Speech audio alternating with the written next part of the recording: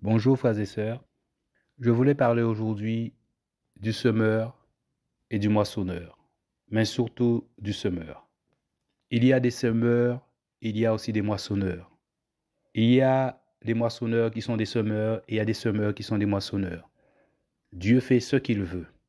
Je parle de ça parce que quand on entend la réaction de certaines personnes, on voit que certains n'ont pas compris. Ils n'ont pas compris. Le Seigneur me parle de ça, des semeurs et des moissonneurs. Je vais prendre Jean 4, à partir du verset 36. Or, celui qui moissonne reçoit le salaire et amasse le fruit pour la vie éternelle, afin que celui qui sème et celui qui moissonne se réjouissent ensemble. Tout d'abord, dans ce verset, le verset 36, le Seigneur Jésus nous fait comprendre que le semeur et le moissonneur peuvent être différents.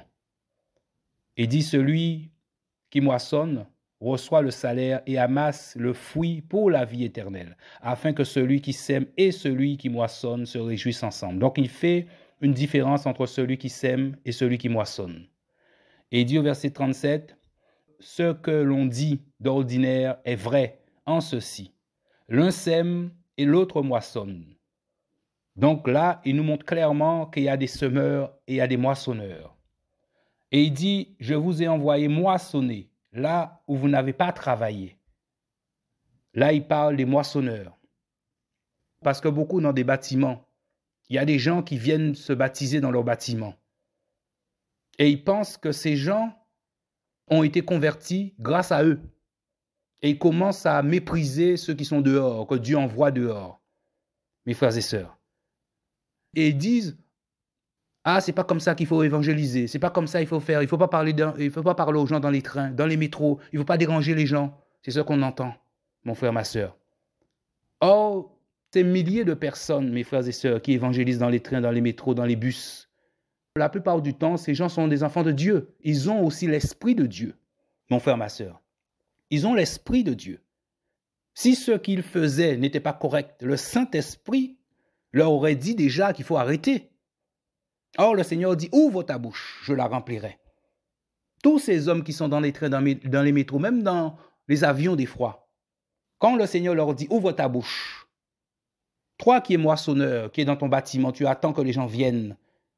Est-ce que Dieu t'a parlé? Est-ce que tu as consulté Dieu?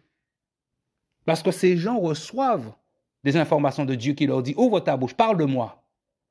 Mais eux, ils viennent pour te dire que non, c'est pas comme ça qu'il faut évangéliser. Parce que eux, ils sont dans des bâtiments. Ils sont dans leurs bâtiments, ils sont tranquilles. Ils n'ont pas cette opposition. C'est peut-être pas leur ministère, leur service d'aller évangéliser dehors. Mais ils veulent donner des leçons aux gens qui sont dehors. Alors j'aimerais dire à ses frères et ses sœurs, nous avons aussi l'Esprit de Dieu. C'est l'Esprit qui conduit. Il faut arrêter de nous donner des leçons. Arrêter de donner des leçons au Saint-Esprit. Le Saint-Esprit, qui est Dieu, il sait. Il connaît. Alors quand le Saint-Esprit dit d'ouvrir la bouche dans les trains, dans les métros, on ouvre la bouche dans les trains, dans les métros. Comme toi, le Seigneur te dit, ouvre ta bouche dans ton bâtiment. On fait pareil. On a le Saint-Esprit comme toi, mon frère, ma sœur.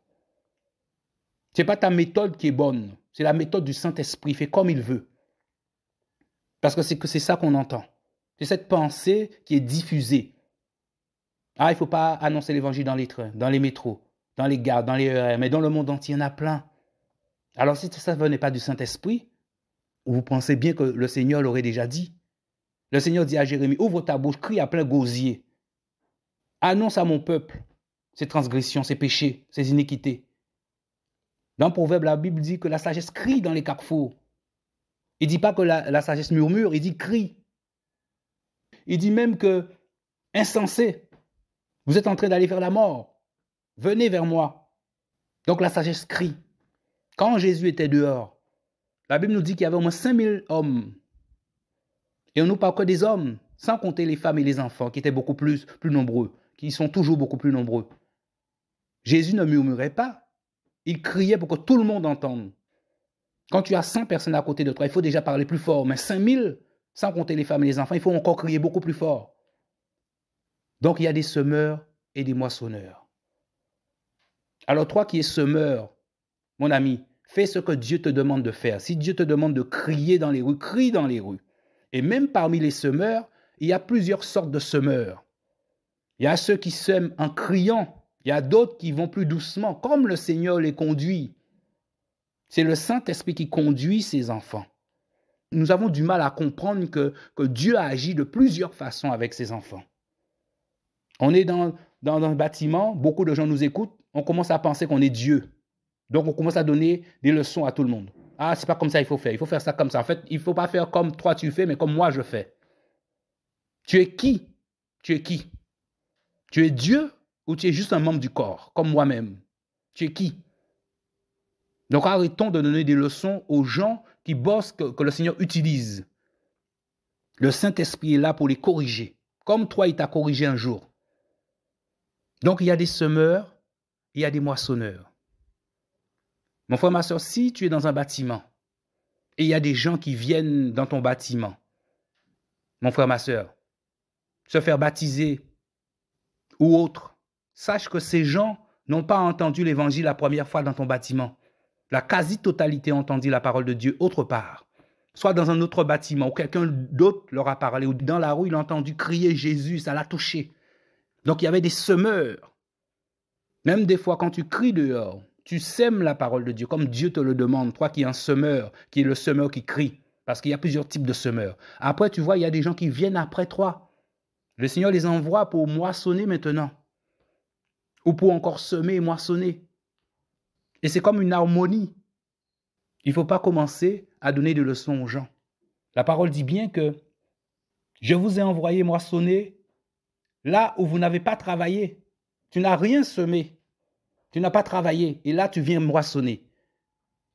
Tu viens récolter. Et là, parce que tu récoltes, tu vois tous ces baptêmes qui se font dans ton bâtiment, tu commences à te glorifier. Qu'est-ce que tu as que tu n'aies reçu? Et puisque tu as tout reçu, pourquoi tu te glorifies comme si tu n'avais rien reçu, nous dit la parole. Mon frère, ma soeur, les gens qui viennent dans ton bâtiment, ils ont entendu la parole quelque part. D'autres personnes ont semé, d'autres personnes ont travaillé. Là, tu viens que moissonner. C'est ton rôle de moissonner. Mais ce n'est pas ton rôle de critiquer les autres qui annoncent l'évangile dehors. Donc, je relis le verset. Je vous ai envoyé moissonner là où vous n'avez pas travaillé. D'autres ont travaillé et vous êtes entrés dans leur travail.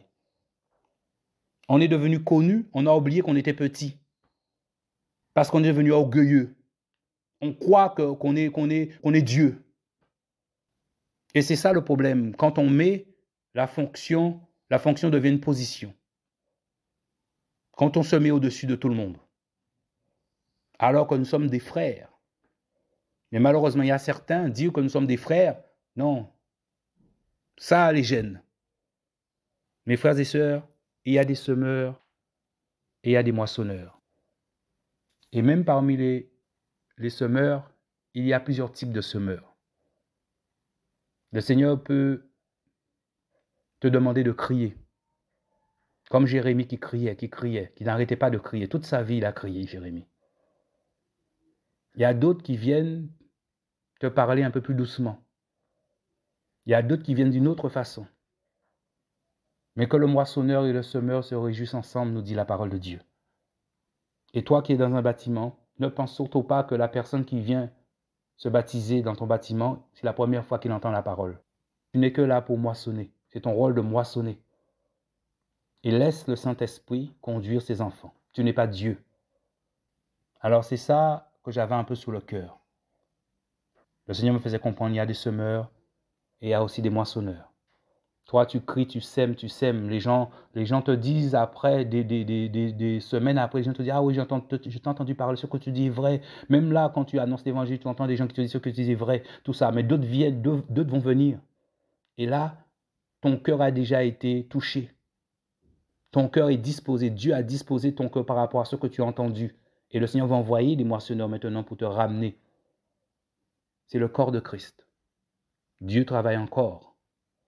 Que le Seigneur nous bénisse. Au nom de Jésus. Amen.